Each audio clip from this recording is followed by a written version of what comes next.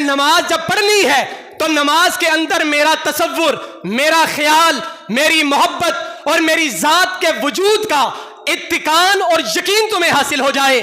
فرمایا کہ پہلا یہ حکم بھی اسی لیے ہے کہ تمہیں میری یاد آئے۔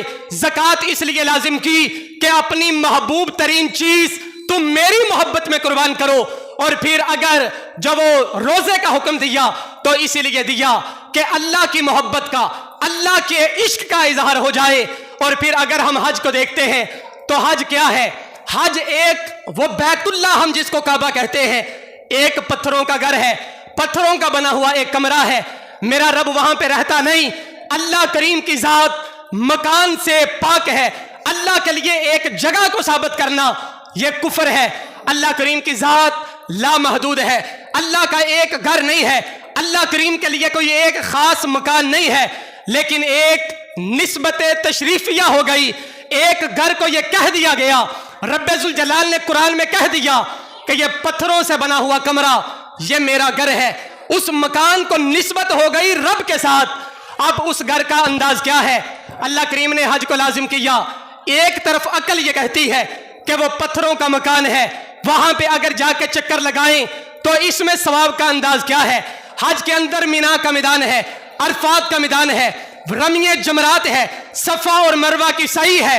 وہ سارے کے سارے افعال بندے کی عقل میں نہیں آتے کہ میدان عرفات میں جا کے بیٹھ جائے۔ کوئی وہاں پہ عبادت نہیں ہے، حج کا کوئی رکن نہیں کہ عرفات کے اندر جا کے تم نے اتنی مرتبہ سبحان اللہ کہنا ہے۔ حج کا کوئی رکن نہیں کہ میدان مینا میں جا کر تم نے اتنے رکعت نفل پڑھنے ہیں، کوئی لازم نہیں ہے۔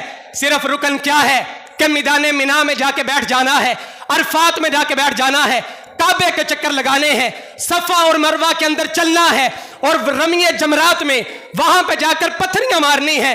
اب بندہ اگر عقل کے ترازو پہ تولے تو وہ کہے کہ یہ کیا ہے کہ بندہ میدان میں بیٹھے اور بندے کو ثواب مل جائے، بندہ اگر دوڑ لگائے تو بندہ گناہوں سے پاک ہو جائے، کعبے کا چکر لگائے تو بندہ گناہوں سے ستھرا ہو جائے۔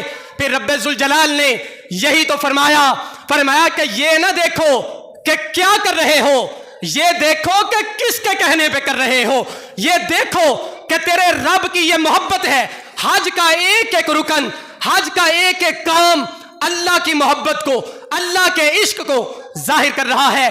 بندہ کہتا ہے کہ مالک کریم عقل میں آئے یا نہ آئے میں اس لیے کر رہا ہوں کہ مالک یہ تیری محبت ہے، مالک یہ تیرا حکم ہے۔